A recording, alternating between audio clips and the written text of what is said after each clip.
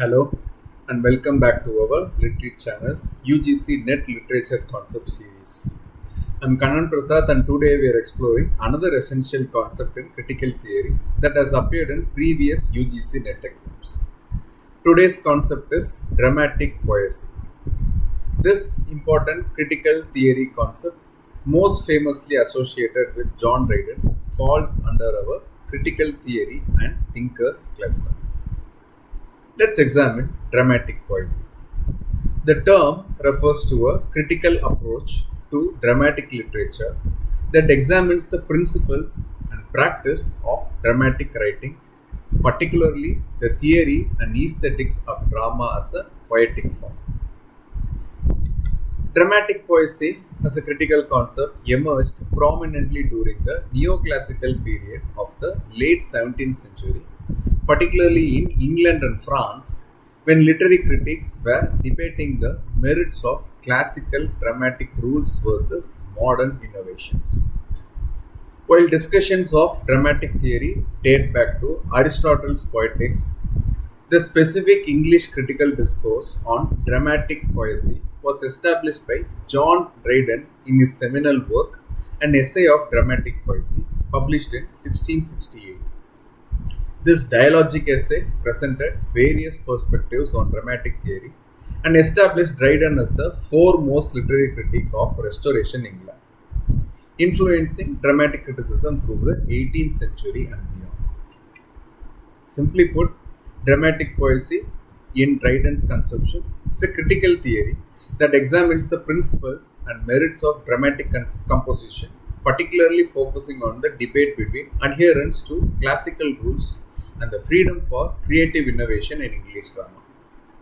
Key features of Dryden's theory of dramatic poesy include defense of English drama against rigid adherence to French neoclassical rules, advocacy for a balanced approach that respects classical principles while allowing for innovation, analysis of the relative merits of ancient versus modern playwrights, examination of the three unities, time, place and action, and their appropriate application, defense of tragic comedy as a legitimate dramatic form, promotion of rhymed verse over blank verse in serious drama, though Dryden later changed this position, emphasis on decorum and verisimilitude balanced with dramatic effectiveness.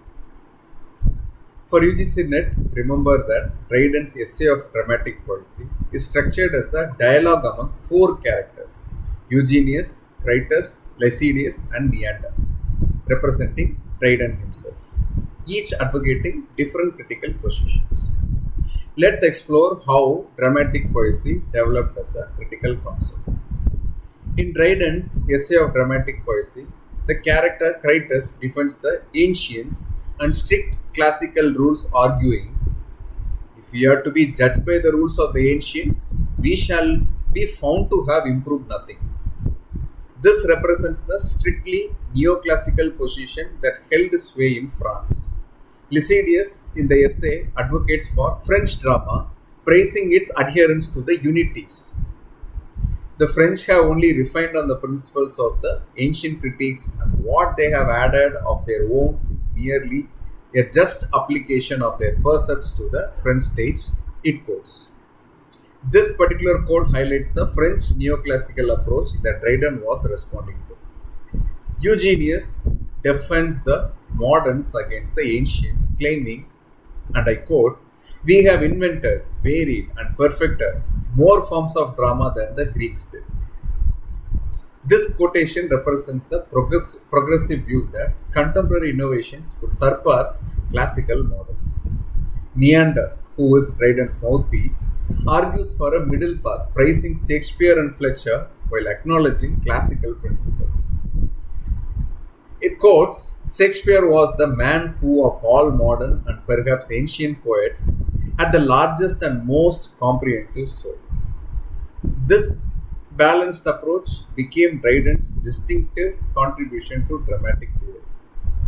Dryden's critical principles influenced his own dramatic practice in plays like All for Love, where he adapts Shakespeare's Antony and Cleopatra to neoclassical principles while maintaining dramatic power, demonstrating his theory in practice.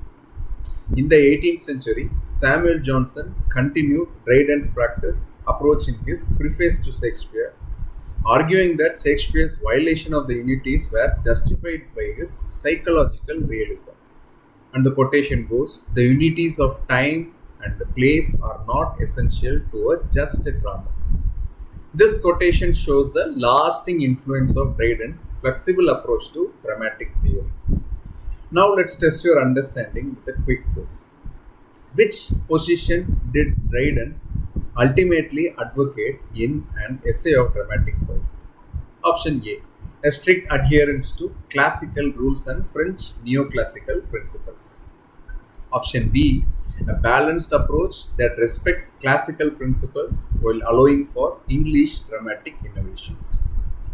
Take a moment to think about it, go through the options. You may pause the video if you wish, and the answer is B. Dryden advocated for a middle path that acknowledged the value of classical principles while defending through the character Neander that the distinctive merits of English drama, particularly Shakespeare and Fletcher. He rejected rigid adherence to rules when they conflicted with dramatic effectiveness and audience pleasure. Option A, on the other hand, represents the position of French neoclassics that Dryden was arguing against in his defense of English dramatic traditions.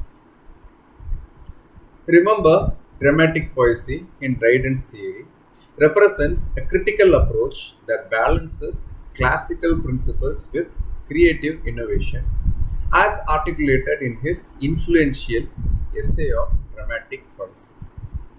For your UGC NET exam, be prepared to identify Dryden's balanced approach and his defense of English drama against strict French neoclassicism. Questions shown in the video may or may not have been directly questioned in the UGC NET examination. I suggest and request that audience cross-verify the number of instances each term or concept appears. If there is an error, please check the description box for corrections.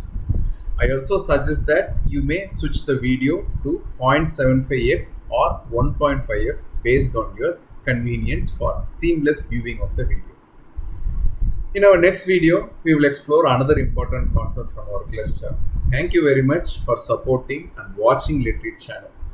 Please feel free to comment below on any queries you may have about the terms in the video. See you in the next video. Happy learning.